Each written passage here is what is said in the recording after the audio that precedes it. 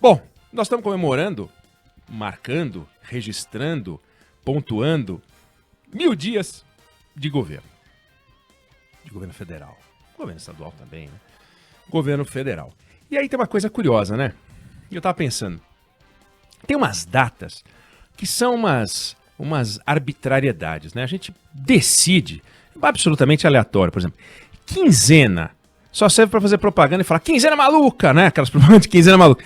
Quinzena. Você já viu alguém chegar e falar, mãe, eu queria te passar a programação da minha quinzena. Ninguém fala quinzena, né? Quinzena. Trimestre, quadrimestre. A Juliana fala quadrimestre. A inflação do quadrimestre comparada ao quadrimestre. Mas é só gente que cobre economia, contador, né? Contador fala de quadrimestre, trimestre. Mas não faz muito sentido, né? Então a gente tem umas coisas, quando a gente acompanha o governo, a gente fala assim, primeiros 30 dias, por que o governo pode ter feito em 30 dias? Né? A gente fala, avaliação dos primeiros 30 dias. Depois tem a avaliação dos primeiros 100 dias. 100 dias não é nem 3 meses, nem 4, né? 100, não sei, a gente tem 100 dias. Aí tem primeiro ano, segundo ano, naturalmente. E aí vem o tal dos 1000 dias, que não são 3 anos, né? 1000 dias. Então é uma coisa simbólica, 1000 dias. E é um negócio simbólico, é tão simbólico que o governo está correndo atrás do que fazer para mostrar o que fez em 1000 dias. Então o governo preparou uma série de eventos para o presidente poder cumprir e poder sair por aí. Então ele vai para Bahia inaugurar 10 quilômetros de duplicação. Ele vai para Boa Vista assinar os contratos que já foram concedidos. Não é que ele vai conceder os contratos de concessão dos aeroportos do Bloco Norte, né, que são 7 aeroportos. Aí ele vai a Belo Horizonte para inaugurar uma estação de metrô. É uma obra complicada. Essa obra é de 1981. Os caras desde 1981 estão discutindo o metrô. E era para ficar pronto em 86. É uma novela essa história do metrô. Vale uma discussão sobre o ritmo de obras no Brasil, como a gente, né, desperdiça dinheiro.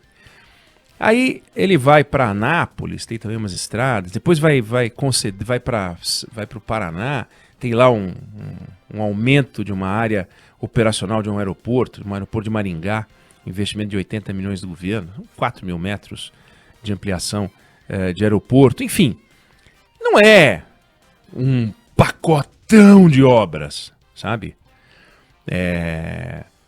Mas ele precisa marcar esses 1000 dias, porque ele quer marcar esses 1000 dias, porque ele precisa registrar que em 1000 dias ele fez um monte de coisa. Então os ministros vão sair por aí, cada qual anunciando um monte de coisa, para parecer que tem um monte de coisa a ser anunciada. Mas a verdade, e aí é preciso que a gente tome muito cuidado, né? É preciso que a gente olhe para as coisas com muita atenção. Existe uma diferença muito grande entre realização e a propaganda. Me refiro à propaganda política, né? Porque na publicidade comercial, por exemplo, você vai lá e anuncia o seu produto e o outro concorrente teu não vai chegar e vai falar que teu produto não é bom. Não tem o contraditório. Mas na propaganda política, você vai lá e fala que você fez melhor, que você fez mais, e alguém vai lá e diz que não, tem o contraditório. Essa é uma diferença muito forte na propaganda política. Então, ele vai dizer que em 1000 dias fez mais do que o Lula, mais do que a Dilma, mais do que o Fernando Henrique. E na verdade, a comparação dos 1000 dias dele é assim, bom, o que ele fez na comparação com o que ele prometeu? O que ele prometeu? Qual foi a agenda de transformação que o presidente fez? Né? Adotou, comprou, apresentou ao país. E o que ele fez dentro dessa agenda? Né? Na agenda de segurança, por exemplo, ele não fazia o símbolo da arminha? Na agenda de segurança, o que ele fez? Construiu 30 presídios de segurança máxima? Acabou com a saidinha de final de semana, de Natal, de Dia das Mães? Apresentou um projeto de lei para transformar? Quer dizer, quais são as transformações que o presidente fez na área de segurança que são notáveis? Daqui, ó, meu pacote de segurança de 1000 dias é isso aqui. Porque não adianta ficar fazendo propaganda de que pavimentou 10 quilômetros de rodovia. Isso não vai resolver.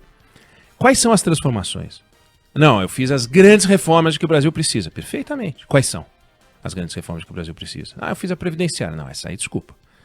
Essa daí o governo encerrou, mas o ciclo de reformas proposto envolvia várias reformas. Reforma tributária, reforma administrativa. Essas daí não vieram, não, né? Ah, nós estamos lá no Congresso. Desculpa. Só vale se aprovar. Se não aprovar, pode apresentar 100 propostas. Tem deputado na Câmara que é campeão de apresentação de proposta, não emplaca um projeto de lei. Então não vale. O que o presidente fez de concreto?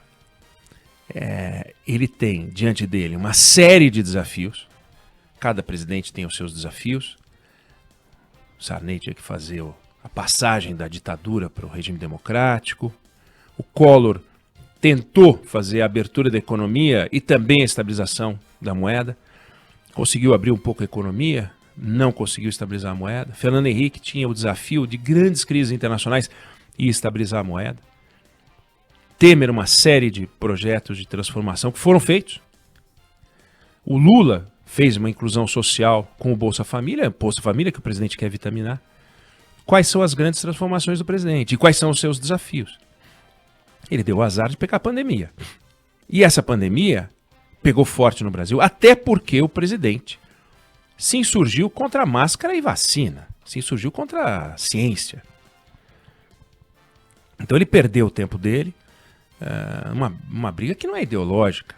Não é comunismo versus capitalismo. Vai para Cuba, vai para Venezuela, vai você. Não tem isso. Ele ficou contra a vacina porque ele resolveu ficar contra a vacina. Não, eu sou a favor da liberdade. Não tem nada de liberdade envolvido nisso. Uma coisa é você ter a liberdade de tomar suas decisões desde que suas decisões não produzam efeito sobre o próximo, sobre aquele que está ao seu lado. Agora, no momento em que você decide não tomar vacina e a sua decisão de não tomar vacina coloca em risco a vida de outro, aí esse espírito solidário pressupõe um arranjo que é diferente da liberdade individual. A liberdade individual é a liberdade que você tem de, eventualmente, eu não quero usar o cinto de segurança. Acho um absurdo. Ainda mais se você imaginar que sem o cinto de segurança você pode colocar em risco a vida de pessoas que podem estar andando com você no carro ou em outros carros. Mas vai lá, você quer dirigir sem cinto de segurança? Vamos imaginar que isso se encaixasse. Agora, você não tomar vacina, você ficar mais sujeito ao risco do vírus e passar para alguém que não vai ter, talvez, a sua força, as suas defesas e pode vir a adoecer grave ou até morrer por uma decisão sua, aí não. Não tem nada de ideologia, não tem nada de liberdade, não é uma coisa individual. E o mesmo vale para as máscaras. A máscara é tão somente uma ferramenta da solidariedade. Porque com a máscara, se alguém espirrar em você, você pode contrair o coronavírus. Mas se você espirrar com máscara, você não passa para o outro. Cadê a solidariedade cristã de que tanto fala o presidente da República? Não sei porque comprou essa briga, mas largou mal na pandemia. Aí temos a inflação. A inflação voltando com muita força. Aí temos o dólar subindo num patamar que obrigou o combustível a subir. E o combustível foi para um preço absurdo, realmente absurdo, em reais, comparado com o poder de compra do brasileiro. Em dólar, se o dólar tivesse 4 e pouco, que é o que a Juliana Rosa diz que seria se o Brasil tivesse dentro da normalidade, a gasolina não ia estar cara do jeito que está, em reais. Nem o diesel ia estar caro em reais.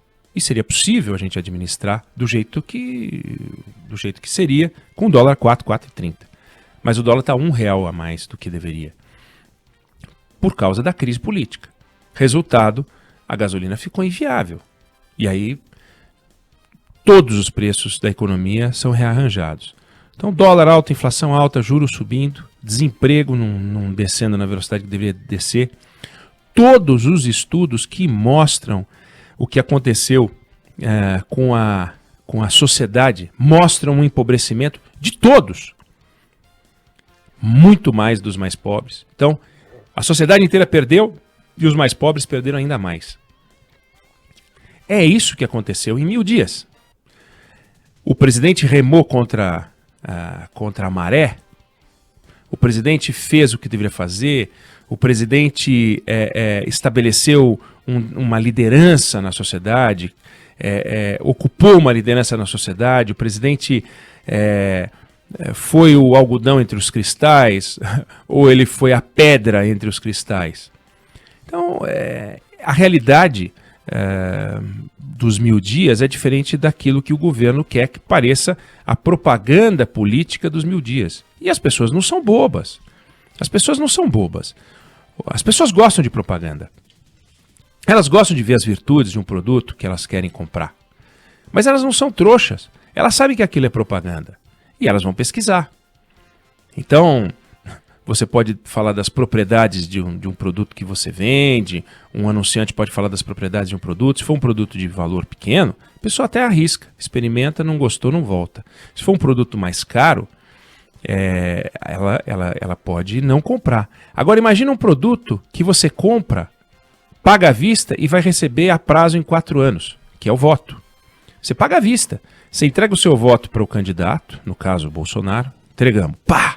2018 a sociedade foi lá e deu a ele à vista, pagou à vista.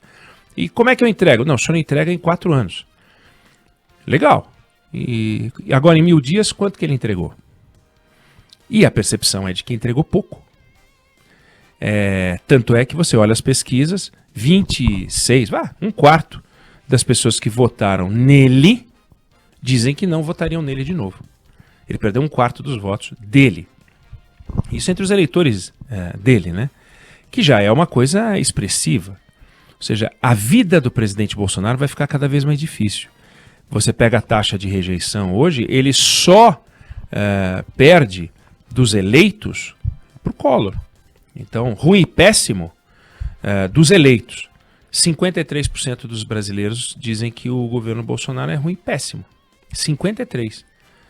Precisa ter 50% mais um de gente que te acha o melhor candidato para se eleger, ele tem 53% de rejeição. Isso significa que ele está condenado? Não, obviamente que não. Se fosse assim, ele poderia ir embora agora. Não é isso, não está condenado. Mas ele tem que, nos próximos 365 dias, fazer uma mudança de posição grande. Começou a fazer. Começou a querer fazer.